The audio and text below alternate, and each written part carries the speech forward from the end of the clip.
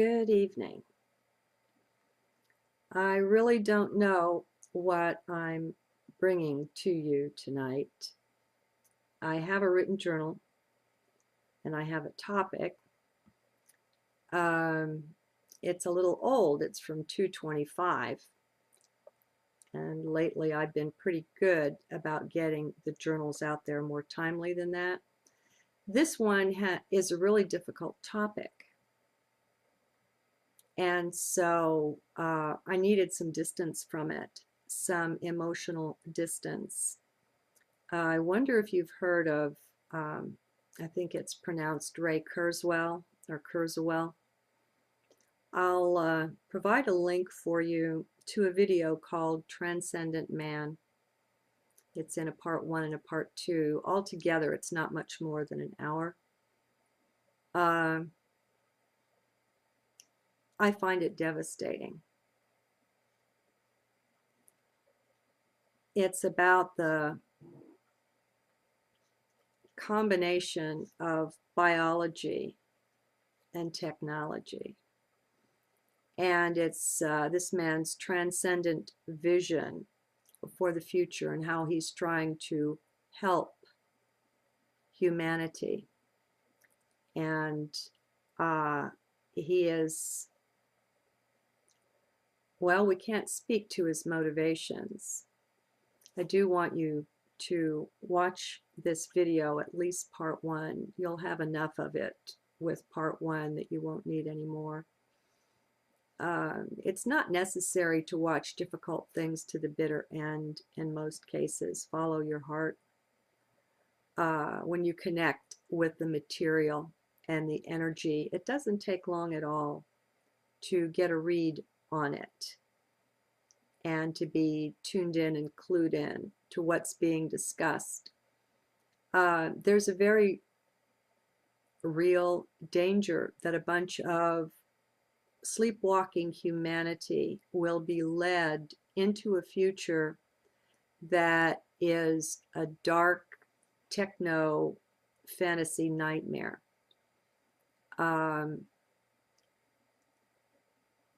Let me just read the journal and we'll go from there. Okay, the day it was written, it was 3 sun. The Mayan day was 3 sun. My heart is pensive, quiet.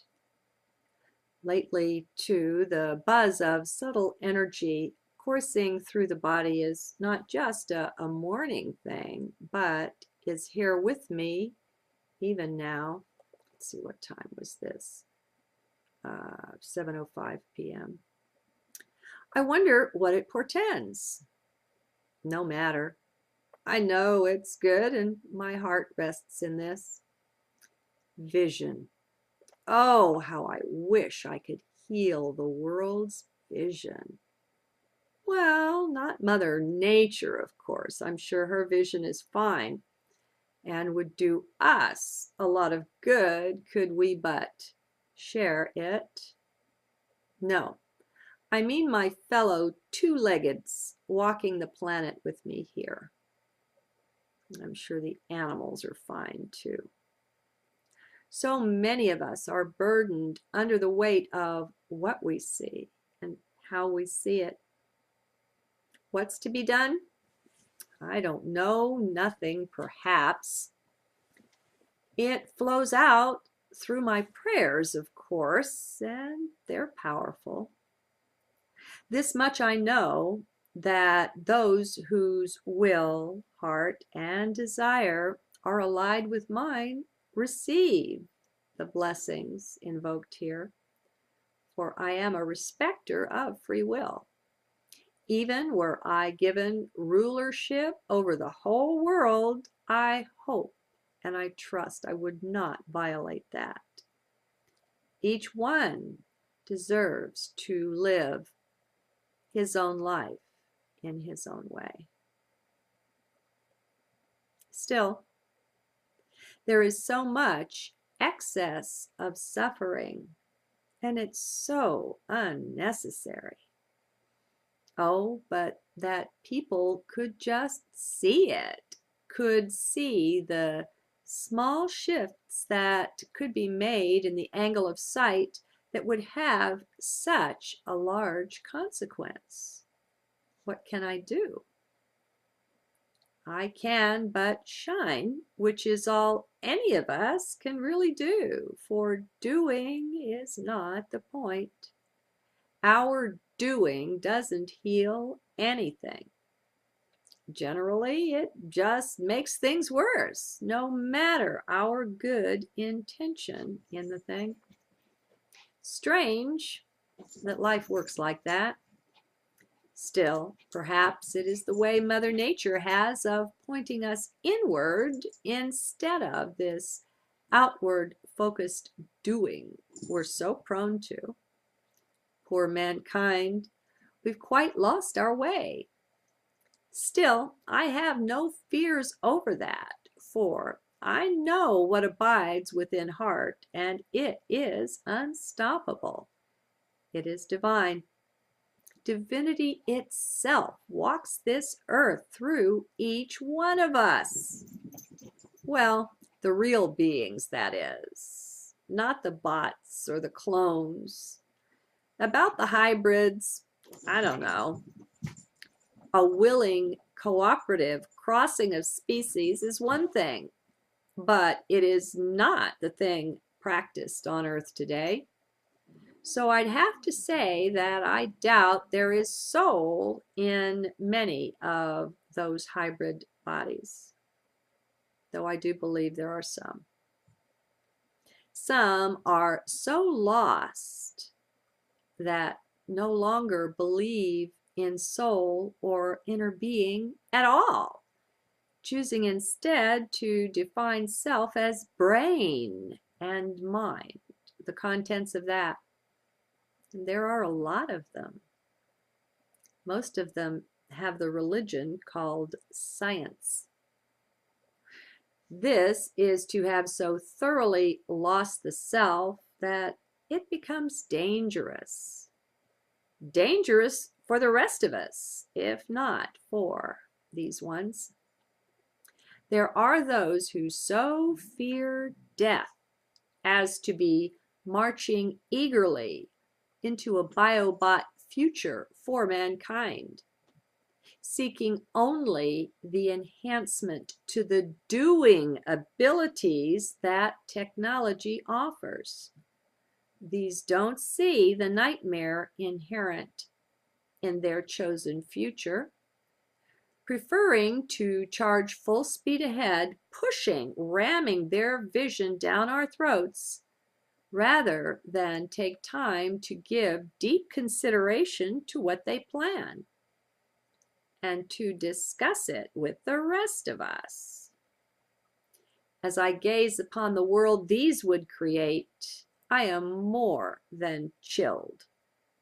Oh my God, that's not a world in which I choose to live. Count me out. Let them do their mechanization projects elsewhere, but anywhere else, but on a planet populated by souls, by living beings. The thing about technology is that it doesn't control itself. Often the best programmer or the best hacker wins. How would you like to live in a body that could be hacked? There is no bottom to the depth of evil that some have planned for us, or so they think. Will we awaken in time to cut them off at the pass? I hope and trust that we will. So many more awaken each day, it seems. Soon, very soon, we will be the majority force, if we are not already. Then the only thing between us and this insanity going forward is our vision, is recognizing our own innate being, our divinity, and taking charge of our life. In a biobot world, natural people, those not technologically modified, would quickly become second-class beings, unable to compete with the bioengineered brain power and abilities of those with internal chips and modifications. And how can we know where these oh so intelligent ones will take the human race? Where's the chip for morality? The one for ethics? Do we give it over into their hands unquestioningly? He who has the highest IQ rules? Why is there not more pushback, more speaking up about the horrors this could create? To me, they're just obvious. And I'm not the only one. I don't mean to sound like that. Are we happy? Are we glad now that we have nuclear power all over the planet? We knew of the untamable aspects of this technology before we made the moves to adopt it as a reasonable, cost-effective means of power generation. Can we not see how very unreasonable this was, to think that we could save a few dollars and cents by such methods? What massive insanity we practiced to let it happen. Murphy's Law states things quite plainly. Whatever can go wrong will. It is that simple. So, and I'm going to take my own advice here. Lighten up. That's why it's taken me a couple weeks to deliver this one, so I could lighten up. I was more intense about it earlier. So, let's look at this new techno-bio craze this way, through the eyes of Murphy's Law. What do we see? Who among us cannot see the dire and terrible consequences that could result? Even just having billions upon billions of us in bodies that don't die? Hello! This in itself is enough to make it a clearly unworkable idea. How about we ask Mother Earth her opinion? Yet, people don't see, and no one can make anyone see either. I hope we all know this. When people get so determined on a course, they are very hard to stop. No one can stop them but themselves. Even could we get them to pause and consider some of this, they would not be listening, but only planning their next moves and how to shove all impediments, as they would see this, aside. They've quite got the bit between clenched teeth. What is sad is that fear is what's running this show. This man, Ray Kurzweil, is afraid to die, and he equates himself with the brain, the mind, body. He is not interested in considering any other definition of self, or he would not be so committed to the biobot world. He is determined that he's right, thoroughly in mind. Were I a seer, I might be able to look into him, to the root of his fear, and show him that, and more importantly, show us, he may be what some call one of the fallen ones. The dark beings who fell with the rebellious angels. I have to tell you, I don't know that I believe in that story. I just threw it in there. He may have real reason not to be eager to leave the form and face the life review, the self-judgment for his works. He may also be one who is without soul already. At the end of the lifetime, there's no being there to judge. I suppose these could also fear death, though I don't quite know how they define life, for what they have is not life to me. It is existence instead. The life of the body cannot be compared to the life of the soul or the immortal being.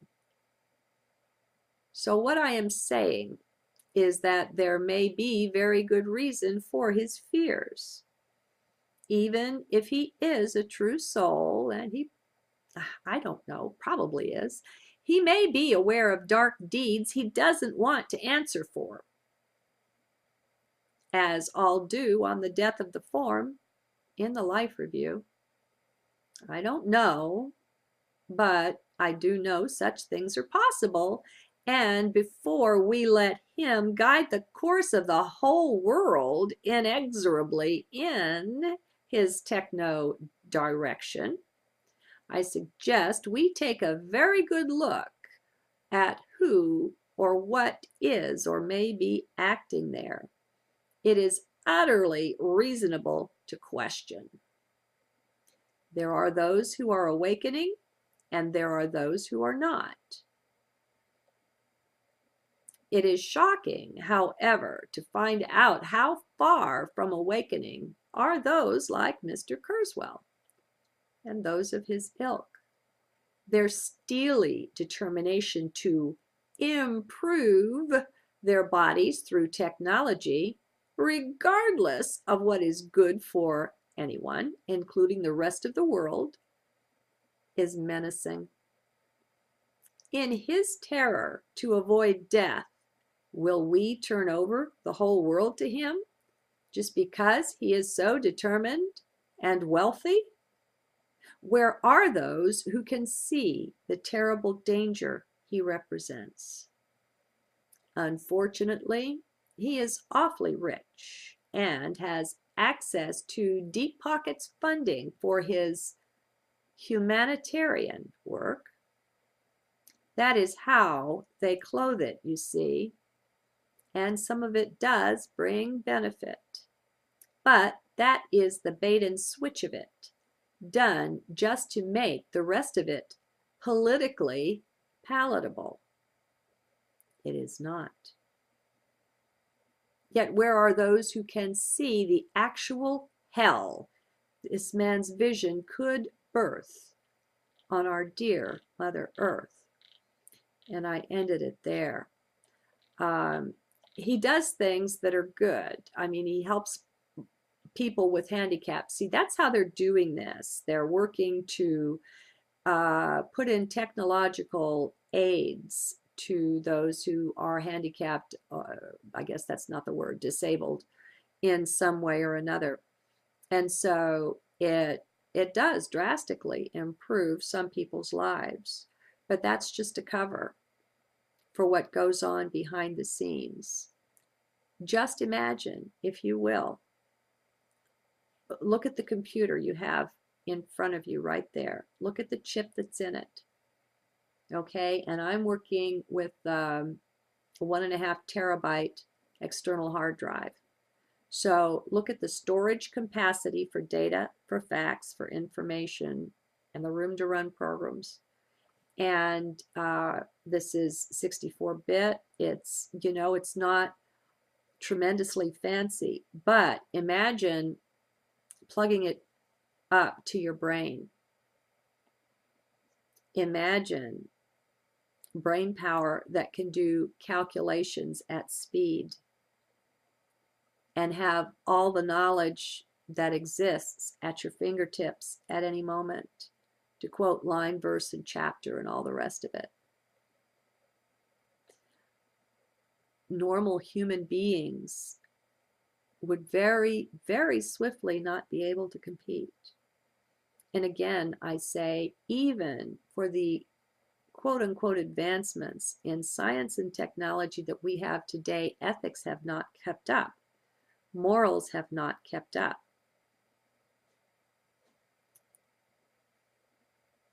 science and philosophy used to go together. There used to be open discussion. You know, it used to be seen that man was consciousness.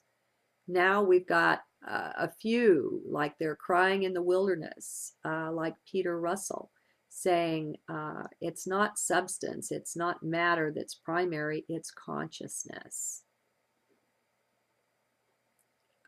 These bots don't have consciousness. And if we don't have an agreed upon definition for identity, then what are we doing here? And this man is exceedingly wealthy and tied in with all the right people. And you know how it is. Follow the money. They're able to scratch one another's backs and to work behind the scenes to bring about what they want.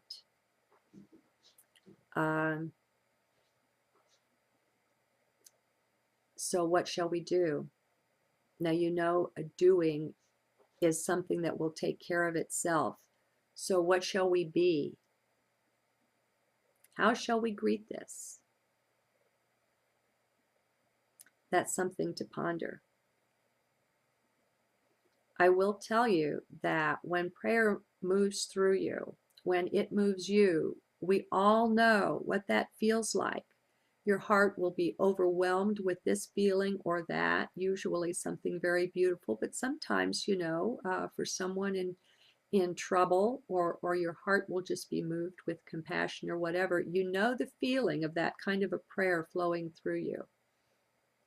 Let's keep Mother Earth in mind. And I'd like everyone to consider putting this race to technology into your prayers, if you will. I don't pray to an external God anymore. I've been shifting. As I say, there are only two things I trust. One is my own heart, or we could, you know, there's different words for that, higher self or whatever. And the other is source, which to me is along the lines of what I would call prime creator, just to have a word for it to distinguish it from all of those who mankind is now learning that they played God, but they were not. They were advanced ETs, technologically advanced, not so much spiritually. And so maybe prayer isn't the right word. I don't know. But the thing is, we are creators. We are divine.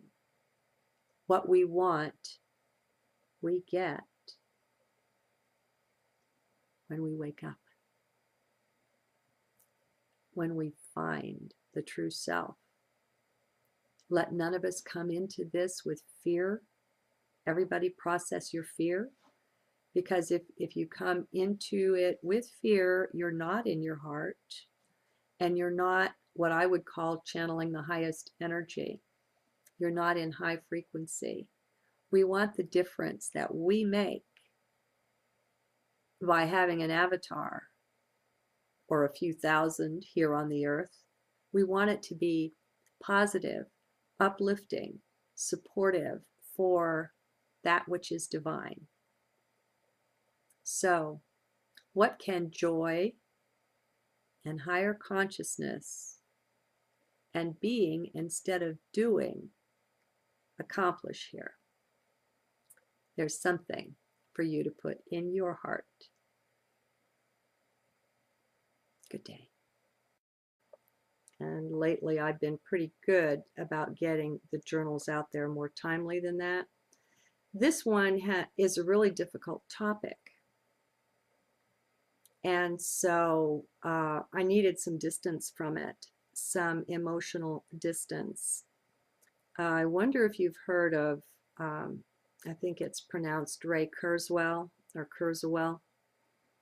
I'll provide a link for you. It's not necessary to watch difficult things to the bitter end in most cases. Follow your heart. When you connect with the material and the energy, it doesn't take long at all. to get a read on it and to be tuned in and clued in to what's being discussed. There's a very real danger that a bunch of this man's transcendent vision for the future and how he's trying to help humanity. And he is, well, we can't speak to his motivations. I do want you to watch this video, at least part one. You'll have enough of it with part one that you won't need any more. To a video called Transcendent Man. It's in a part one and a part two. Altogether, it's not much more than an hour. I find it devastating. It's about the combination of biology and technology. And it's